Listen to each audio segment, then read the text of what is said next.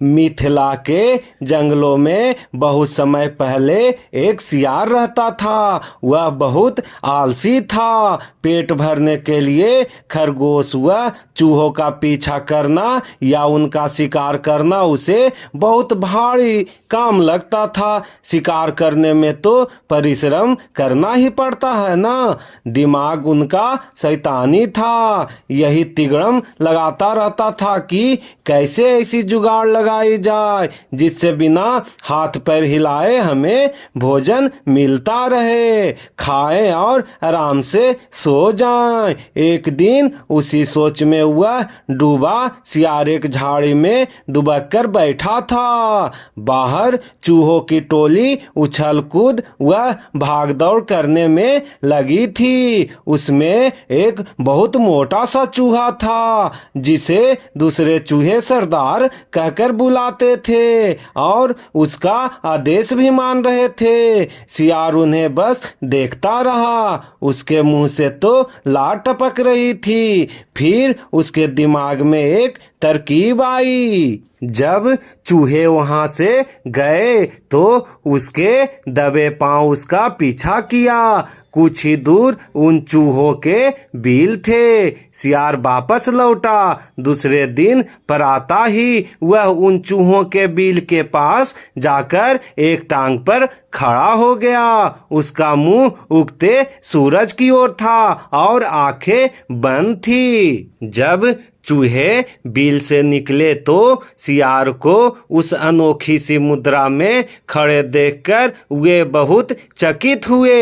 एक चूहे ने जरा सियार के निकट जाकर पूछा, सियार मामा तुम इस प्रकार एक टांग पर क्यों खड़े हो?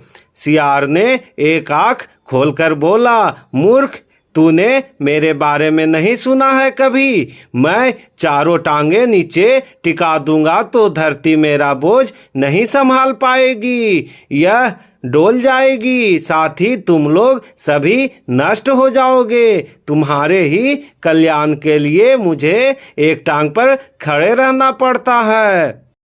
चूहों में खुसुर फुसुर हुई। वो सियार के निकट आकर खड़े हो गए और चूहों के सरदार ने कहा, हे महान सियार, हमें अपने बारे में कुछ बताइए। सियार ने ढोंग रचा, मैंने सैकड़ों वर्ष हिमालय पर्वत पर एक टांग पर खड़े होकर तपस्या की है। मेरी तपस्या समाप्त होने पर सभी देवताओं ने मुझ पर फूलों की वर्षा की। भगवान ने प्रकट होकर कहा कि मेरे तप से मेरा भार इतना हो गया है कि मैं चारों पैर धरती पर रखूं तो धरती गिरती हुई ब्रह्मांड को फोड़कर दूसरी ओर निकल जाएगी। धरती मेरी कृपा पर ही टिकी रहेगी। तब से मैं एक टांग पर ही खड़ा हूँ। मैं नहीं चाहता कि मेरे कारण दूसरों जीवों को कष्ट हो। सारे चूहों का समूह महातपस्वी सियार के सामने हाथ जोड़कर खड़ा हो गया। एक चूहे ने पूछा, तपस्वी मामा, आपने अपना मुंह सूरज की ओर क्यों करके रखा है? सियार ने उत्तर दिया, सूरज की पूजा के लिए। और अपना मुंह क्यों खुला है?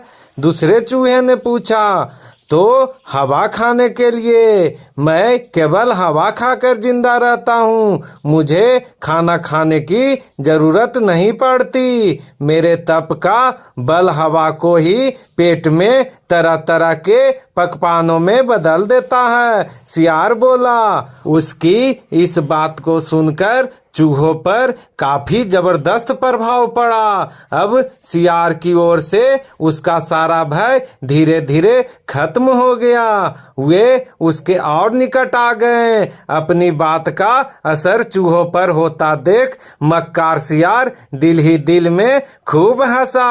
अब चूहे महातपस्वी सियार के भक्त बन गए थे। सियार एक टांग पर खड़ा रहता और चूहे उसके चारों ओर बैठकर ढोलक, तबले और चिमटे लेकर उसके भजन गाते। भजन कीर्तन समाप्त होने के बाद चूहों की टोलियां भक्ति रस में डूबकर अपने बिलों में घुसने लगती तो सियार सबसे बाद के 3-4 चूहों को दबोचकर खा जाता। फिर रात भर आराम करता, सोता और डकारे लेता। सुबह होते ही फिर वह चूहों के बिल के पास आकर एक टांग पर खड़ा हो जाता और अपना नाटक चालू रखता। धीरे धीरे चूहों की संख्या काफी कम होने लगी। चूहों के सरदार की नजर से यह बात छिपी नहीं रही। एक दिन सरदार ने सियार से पूछ ही लिया, हे महात्मा सियार, मेरी टोली के चूहे मुझे कम होते नजर आ रहे हैं, ऐसा आखिर क्यों हो रहा है? सियार ने आशीर्वाद की मुद्रा में हाथ को उठाया और बोला, हे चतुर मूसक, यह तो होना ही था। जो सच्चे मन से मेरी भक्ति करेगा वह शारीरिक रूप से स्वर्गलोक को जाएगा। बहुत से चूहे तो भक्ति का फल पा रहे हैं। चूहों के सरदार ने देखा कि सियार मोटा हो गया है, कहीं उसका पेट ही तो स्वर्गलोक नहीं है जहां चूहे जा रहे हैं।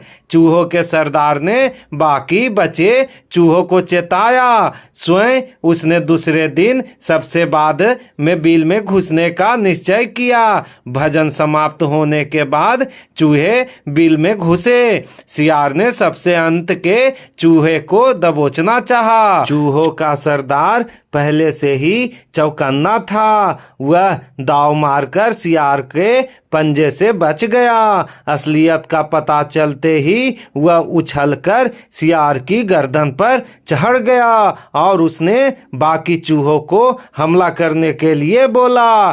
साथ ही उसने अपने दांत सियार के गर्दन में गड़ा दिए। बाकी चूहे भी सियार पर झपटे और सबने कुछ ही देर में महात्मा सियार को कंकाल सियार बना दिया। केवल उसकी हड्डियां ही बच गई। तो सीख, ढोंग कुछ ही दिन चलता है, फिर ढोंगी को तो अपनी करनी का फल मिलता ही है। दोस्तों, हमारे इस चैनल को लाइक और सब्सक्राइब जरूर करें।